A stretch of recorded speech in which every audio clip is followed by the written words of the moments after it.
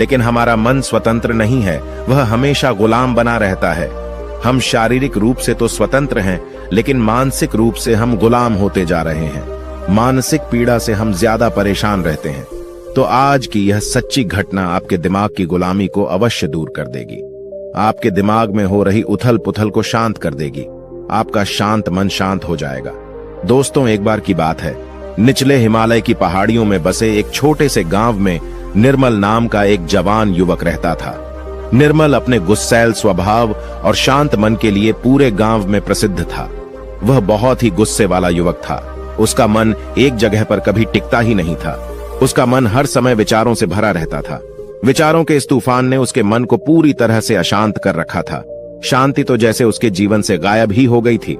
वह हर समय अपने विचारों में खोया रहता था और एक तनावपूर्ण जीवन जी रहा था। अपने अशांत मन और गुस्सैल स्वभाव की वजह से उसके घर वाले और गांव के लोगों से भी उसके संबंध अच्छे नहीं थे, जिस वजह से वह खुद को और भी ज्यादा अकेला व अपमानित महसूस करता था। ऐसी अवस्था में वह और भी ज्यादा मानसिक तनाव की स्थिति में रहने लग जाता था।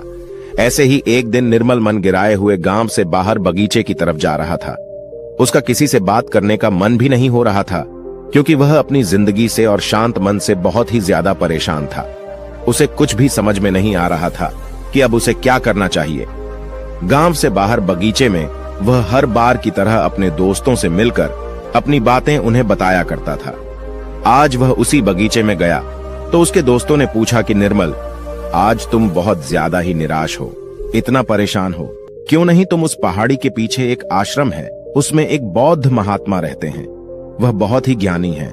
क्यों नहीं तुम उनके पास जाते हो, वह तुम्हारी सारी समस्याएं दूर कर देंगे। अपने दोस्त की बात मानकर निर्मल उन बौद्ध महात्मा से मिलने अगले दिन सुबह के समय ही अपने घर से निकल पड़ा। जब वह सुबह वहां पर पहुंचा तो उसने उन बौद्ध महात्मा को देखा कि वह सुबह के समय आश्रम में लगे पौधे को पानी दे रहे थे। चारों तरफ चिड़ियों की चहचहाहट से आश्रम का वातावरण सुबह के समय बिल्कुल खिल उठा था। पौधे को पानी देने के बाद वह महात्मा एक पेड़ के नीचे ध्यान की अवस्था में बैठ गए। बौद्ध भिक्षु के चेहरे से एक शांति झलक रही थी। इस असीम शांति ने निर्मल को बौद्ध भिक्षु की ओर आकर्षित कर लिया। जब निर्मल बौद्ध भिक्षु के निकट पहुंचा तो उसने उनके चारों तरफ एक सकारात्मक ऊर्जा का अनुभव किया। निर्मल को यह महसूस हुआ कि इस अद्भुत शांति और सकारात्मक ऊर्जा का स्रोत कहीं न कहीं बौद्ध भिक्षु के भीतर ही है। इसीलिए वहीं बैठकर बौद्ध भिक्षु की आंख खुलने का इंतजार करने लगा।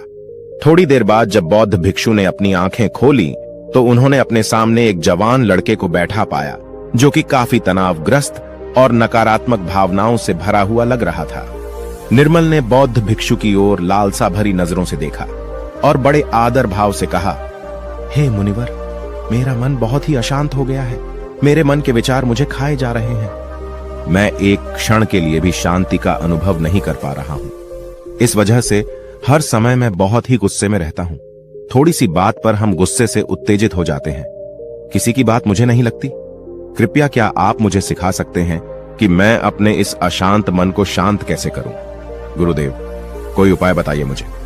बौद्ध भिक्षु ने निर्मल के दर्द को समझते हुए उसकी ओर देखा और कहा, मेरे प्यारे बच्चे, तो तुम भी अपने मन की चाबी किसी दूसरे के हाथ में दे दिए हो और आज तुम भी गुलाम हो गए हो। निर्मल को महात्मा की बात कुछ समझ में नहीं आई। उसने कहा, गुरुवर, यह मन का गुलाम और चाबी क्या है? कृपया मुझे विस्तार से समझाएं।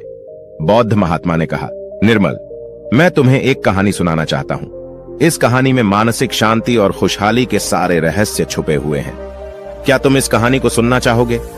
निर्मल ने हां करके अपना सर हिला दिया और पूरी एकाग्रता के साथ कहानी सुनने को तैयार हो गया। उसके अंदर की उत्सुकता अब अपने चरम पर थी। बौद्ध भिक्षु ने कहानी सुनानी शुरू की। बहुत समय पहले की बात है। एक नगर में संता सिंह नाम का एक आदमी रहता था। संता बहुत ही महत्वाकांक्षी व्यक्ति था। उसके हर काम में लोगों से ही सुनने मिलती थी। लोग उसकी और उसके काम की खूब तारीफ किया करते थे। अगर उसे किसी काम में असफलता या लोगों से बुराई सुनने को मिलती थी तो वह घर चिंता और तनाव में चला जाता था। वह छोटी छोटी बातों पर बहुत ही परेशान हो जाता था। उसका मानना था कि सफलता और भौतिक संपत्ति उसे मनचाहा सुख देती है, लेकिन संता सिंह जितना ही सफलता और तारीफ के पीछे भागता रहता था, वह उतनी ही गहरी मानसिक तनाव में डूबता जा रहा था। जब उसके काम की कोई तारीफ नहीं करता था तो वह बहुत ही ज्यादा परेशान हो जाता था। एक दिन अचानक ही उसका सामना उस समय की एक बहुत ही प्रसिद्ध बौद्ध भिक्षु से हुआ जिनका नाम महाकौशल था। महाकौशल अपने हजारों शिष्यों को ध्यान साधना की शिक्षा दिया करते थे और वह खुद भी एक बहुत ही बड़े ध्यानी और आत्मज्ञानी व्यक्ति थे। महाकौशल की अद्भुत एकाग्रता और स्थिर शांत चित्त से प्रभावित होकर संता ने उन्हें अपनी भटकते मन को शांत करने का तरीका जानना चाहा। संता ने कहा, हे महात्मा, मैं हमेशा सफलता के पीछे भागता रहता हूँ और लगातार और भी अधिक पाने के लिए प्रयास करता रहता हूँ, फिर भी मुझे कोई स्थायी संतोष नहीं मिल पाता। मैं सफल भी हो जाता हूँ, लोग मेरी तारीफ भी करते हैं, लेकिन मुझे अंदर से संतुष्टि नहीं मिल पाती है। मेरा मन भटकता रहता है। हे गुरुवर, मुझे इस बेचैनी से और इस शांत मन से छुटकारा पाने के लिए कृपया करके कोई उपाय बताइए। बौद्ध महात्मा ने उसकी तरफ करुणा भरी नजरों से देखा और उत्तर दिया, तुम्हारा मन शांत नदी की तरह है जो हमेशा बहता और दौड़ता रहता है, कभी भी स्थिर नहीं रह पाता। अपने अशांत मन को शांत करने के लिए तुम्हें अपने विचारों को बिना किसी रुकावट के जाने देने की कला सीखनी पड़ेगी। संत ने कहा, हे महात्मा, लेकिन मैं विचारों को कैसे जाने दे सकता हूं? आखिर मैं भी तो अपनी इच्छाओं और महत्वाकांक्षाओं से जुड़ा हुआ हूं। यह सुन भिक्षु महाकौशल मुस्कुराए और बोले, कल्पना करो कि तुम्हारे हाथ में पानी से भरा हुआ ग्लास है। अब तुम जितनी देर इसे पकड़े रहोगे यह उतना ही भारी होता चला जाएगा, और अगर तुम काफी लंबे समय तक इसे पकड़कर रखोगे तो तुम्हारे हाथ में दर्द होना शुरू हो जाएगा। लेकिन अगर तुम अपनी पकड़ ढीली करते हो और इसे जाने देते हो तो इसका भार खत्म हो जाएगा। निर्मल अपने गुरु द्वारा सुनाई जा रही कहानी और उनके संदेश को बड़े ही ध्यान के साथ सुन रहा था। वह समझ रहा था कि अपने विचारों और इच्छाओं से चिपके रहना ही उसके अशांत मन का कारण है। यह भी एक कारण है जिसकी वजह से उसका मन अशांत है, क्योंकि निर्मल भी संत की तरह ही विचारों को पकड़कर रखता है। छोटी छोटी बातों पर बार बार विचार करता रहता है, जिससे संता की तरह ही उसका मन भी बेचैन रहता है। गुरु कहानी सुनाने जा रहा था और निर्मल सुनते जा रहा था। गुरु ने कहा, बौद्ध भिक्षु, महाकौशल की बातें उस संता को बड़े ही अच्छे से समझ में आ रही थी। बौद्ध भिक्षु महाकौशल की सलाह को मानते हुए संत अपने विचारों को जाने देने का अभ्यास करना शुरू कर दिया। वह अपने विचारों और भावनाओं को बिना किसी पूर्व निर्णय के जाने देता। संत के मन में बस विचार आते और थोड़ी देर उसके दिमाग में रहते और फिर चले जाते, क्योंकि वह उन विचारों को अपने दिमाग में बैठने नहीं देता था। जब विचारों को दिमाग में बैठने की कोई जगह नहीं मिलेगी तो विचार खुद ब खुद अपने आप चले जाएंगे। महाकौशल भिक्षु ने कहा, इंसान बेवजह अपने विचारों को अपने दिमाग में बैठने की जगह दे देता है। वह जितना ज्यादा किसी बात पर विचार करेगा, उसके दिमाग पर विचार उतना ही गहरा असर डालता चला जाएगा, अर्थात उतना ही जगह बनाता चला जाएगा। क्योंकि इंसान जितना ज्यादा विचार करेगा, विचार उसके दिमाग में उतना ही ज्यादा जगह बना लेगा, और जब विचार जगह बना लेता है तो वह जल्दी दिमाग से निकलता नहीं है। महाकौशल भिक्षुक ने संता से कहा कि जो चीजें घटित हो चुकी हैं, जो घटनाएं घटित हो चुकी, या जो कुछ तुम्हारी जिंदगी में हो चुका है, तुम्हारे साथ चाहे वह कितना भी बुरा क्यों ना हुआ हो, अगर अब आप उन विचारों को अपने दिमाग में बैठने देंगे, उन पर विचार करेंगे, तो आपका दिमाग कभी भी शांत नहीं रहेगा, क्योंकि जो घटनाएं घटित हो चुकी हैं उसे आप बदल नहीं सकते हैं। चाहे मैं कहूं कि जैसे बारिश हो रही है, यह भी एक घटना ही है। अब बारिश हो चुकी है और हम सोचे ना हुई होती तो ज्यादा सही रहता, तो इस बात का कोई मतलब नहीं रह जाता। अब बारिश हो चुकी है, अब तो जो होना था हो गया है। उसी तरह से अगर आपकी भी जिंदगी में कुछ बुरा हो गया हो तो अब वह बुरा तो हो चुका है। अगर आप अब उस बात पर जितना ज्यादा जोर देंगे तो वह आपके दिमाग में उतना ही ज्यादा जगह बनाता चला जाएगा। इसलिए संता, ऐसे समय में अगर आपके दिमाग में बहुत सारे विचार आ रहे हैं, आपके दिमाग को शांत कर दे रहे हैं, तो आप उस पर विचार मत कीजिए। बस उन विचारों को आने दीजिए और उस पर आप ज्यादा सोचिए नहीं। विचार आएंगे और थोड़ी देर बाद चले जाएंगे। जब उन्हें आपके दिमाग में बैठने की जगह नहीं मिलेगी तो खुद ब खुद विचार आपके दिमाग से दूर होते जाएंगे और आप फालतू की बकवास से अपने आप को बचा लेंगे। कई बार कुछ लोग छोटी छोटी बातों पर बहुत ज्यादा ही सोचने लग जाते हैं, फिर वह उतना ही ज्यादा परेशान रहते हैं। महाकौशल भिक्षु ने कहा, संता, अब तुम खुद ही अपने आप को देख लो।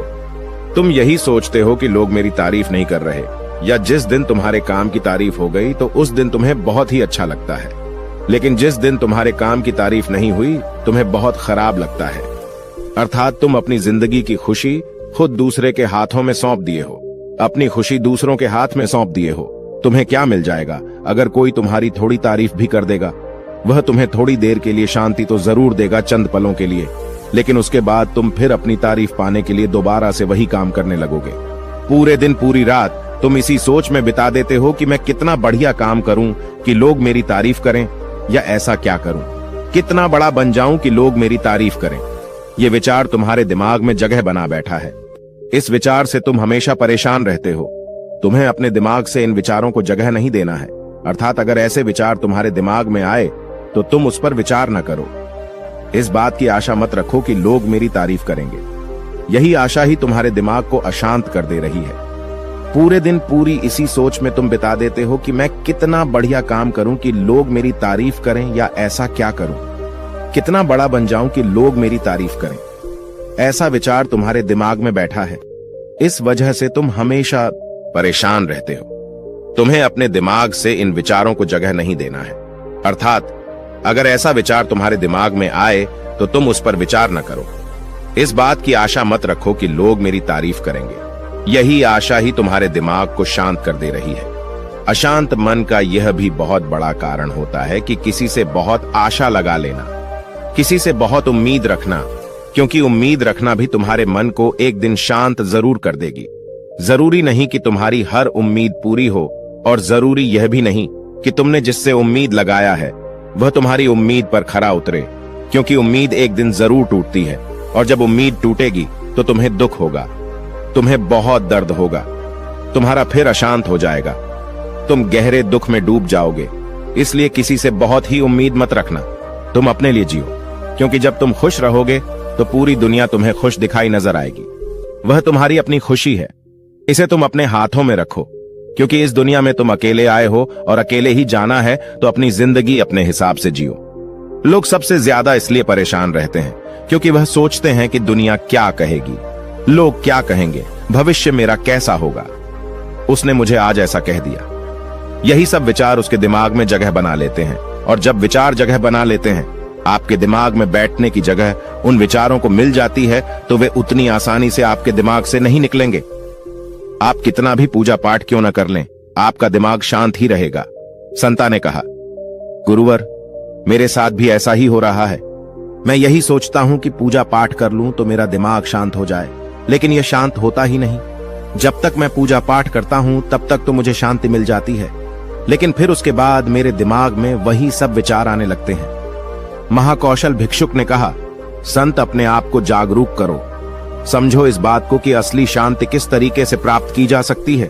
पूजा पाठ तो तुम्हारी नित्य प्रतिदिन की क्रिया है, इससे तुम्हारा दिमाग शांत नहीं होने वाला है जब तक कि तुम ध्यान में बैठकर अपने विचारों को समझने का प्रयास नहीं करोगे, अपने आप को जागरूक नहीं करोगे कि कौन से विचार हमारे लिए अच्छे हैं और कौन से विचार हमारे लिए बुरे हैं। विचारों को अपने दिमाग में आने दो और उन्हें जाने दो, उन्हें जगह मत दो। अर्थात उन विचारों पर ज्यादा जोर मत दो और अपनी आजादी की चाबी अपने हाथ में रखो।